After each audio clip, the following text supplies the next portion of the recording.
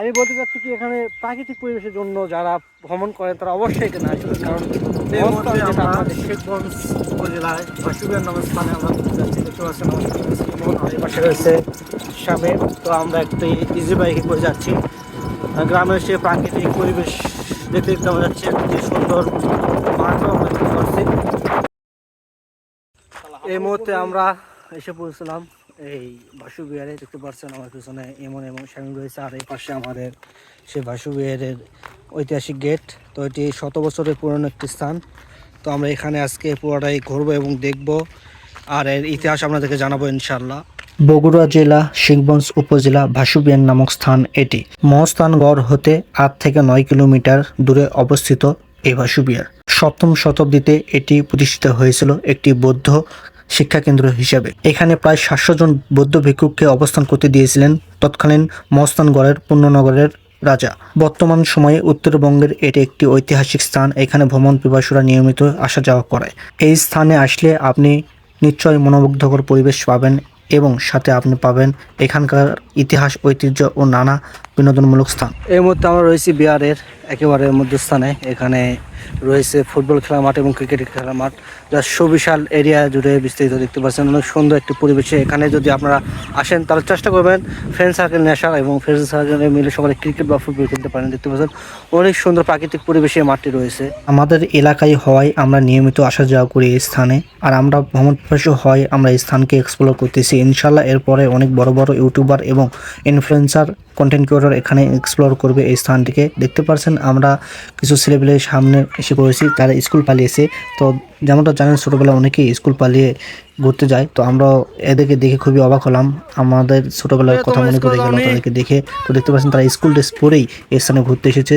যদিও বা তারা এটা ঠিক করে নেয়, আবার তারা গাছের আম পেড়ে খাচ্ছে, যদিও বা এটা ঠিক না। তারপরে ছোট্টবেলায় সকল করতেই পারে, আমরাও একসময় করেছি, আপনারা করেছেন যেমনটা জানেন। তো এই আর কি।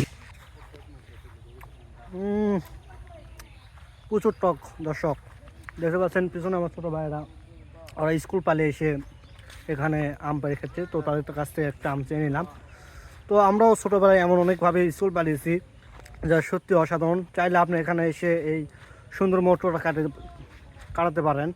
এখানে একটি পতিত বট গাছ রয়েছে যা ঝড়ে ভেঙে পড়েছে। সেখানে মগডালে উঠে আমার বন্ধুরা কিভাবে ছবি তুলতেছে দেখুন, যা সত্যি অসাধারণ ছিল। এবং এর প্রাকৃতিক পরিবেশটা অবশ্যই আপনাকে মনোমুগ্ধকর এবং অনন্ত শান্তি এনে দেওয়ার মতো একটি জায়গা এটি। আর এখানকার মানুষের মুখ থেকে কিছু ইতিহাস জেনে নিই। আসতে পারে। তারপরে কি হলো? তারপরে এটা 71-এ যুদ্ধের পর অ্যাকর্ড করলো কোরিয়ান কোম্পানি। কোরিয়ান কোম্পানি দেওয়ার পরে এটা অ্যাকর্ড করে বের করলো। এই সব জায়গা আসলো, এই জায়গায় আগে বাস করতো কে? বাস করতে কুম্ভ রাজা। রাজার নাম জানেন না? রাজার নাম ওই লেখা, ওখানে লেখা আছে। আপনারা কি এখানকারই? হ্যাঁ হ্যাঁ হ্যাঁ, তো দিনে কেমন মানুষ যাতায়াত করে এখানে? বহু লোকজন আছে। তো এখানে ঢুকতে কি টাকা পয়সা লাগে? না, এখন এখন ঢুকতে টাকা পয়সা লাগবে, টাকা পয়সা লাগবে কিছুদিন পরে। বর্তমান সময়ে এর খনন কাজ চলমান রয়েছে এবং এখান থেকে অনেক চিত্রকর্ম এবং শিলালিপি সহ বিভিন্ন বৌদ্ধ মূর্তি আরও অনেক কিছু পাওয়া যাচ্ছে এবং মাটির ফলক পাওয়া যাচ্ছে, যা মহস্থান জাদুঘরে এগুলো রাখা হয়েছে। এবং দেখতে পাচ্ছেন যা অনেক সুন্দরভাবে দেখা যাচ্ছে, যা অতীত ইতিহাসের নিদর্শন। এবং এখানে একটি কূপ রয়েছে যা 100 বছরের ইতিহাস বহন করে। সেখানে আমরা একটু মজা করলাম, যদিও বা এটা মজার জায়গা না। তো আমরা এখানে একটু বিনোদন নিলাম এবং দেখতে পাচ্ছেন এমন এবং সেখানে খুবই ভরপুর আনন্দ নিচ্ছে। এবং এটা দেখে মনে হচ্ছে 100 বছরের একটি ঐতিহাসিক স্থান এবং সেটি একটি বহুকাল ধরে একটি স্মৃতিময় স্থান এবং বহু সভ্যতা ইতিহাস বয়ে নিয়ে যাচ্ছে। দেখতে পাচ্ছেন আমাদের উত্তরবঙ্গে রয়েছে মহস্থানগড় এবং রয়েছে পাহাড়পুর, সাথে এই বিহারটি একটি ঐতিহাসিক স্থান হিসেবে চিহ্নিত হবে আশা করি, এবং অনেকেই এই স্থানটি এক্সপ্লোর করবে ইনশাল্লাহ। দেখতে পাচ্ছেন অনেক সুন্দর একটি পোড়ামাটির ফলকে এবং ইটগুলো, যা সত্যি অসাধারণ। বর্তমান সময়ে এই ইটগুলো পাওয়া খুবই কঠিন। ফাইনালি আমরা পুরো বিহারটি ঘুরে দেখলাম, আমাদের কাছে খুবই সুন্দর লাগলো। এবং এখানে যে আমরা আজকে এসেছি দুই ফ্রেন্ডের কাছে জানতে চাইবো তাদের কাছে কেমন লাগলো এবং কী জন্য মানুষ এখানে আসবে এবং কী জন্য এই জায়গাটি তাদের ভ্রমণ তালিকায় লাগবে। শামীম, তুমি একটু বলো যে মানুষ এখানে কেন আসবে? ফার্স্ট অফ অল যারা প্রেম করে তাদের জন্য একটা আদর্শ জায়গায় ঘোরার মতো, বা অনেক জায়গা আছে যেগুলো দেখতে ভালো লাগবে, এই জন্য মানুষের আসা দরকার। গার্লফ্রেন্ড যারা প্রাকৃতিক পরিবেশ পছন্দ করে তাদের জন্য এই জায়গাটা, তাদের জন্য অবশ্যই আসা দরকার। কেননা এখানে প্রকৃতি দেখতে অনেক সুন্দর লাগতেছে, কিন্তু গার্লফ্রেন্ড নিয়ে এসে একটু কট খাওয়ার অসুবিধা আছে, কারণ এখানে সিফা সাফা বেশি নাই।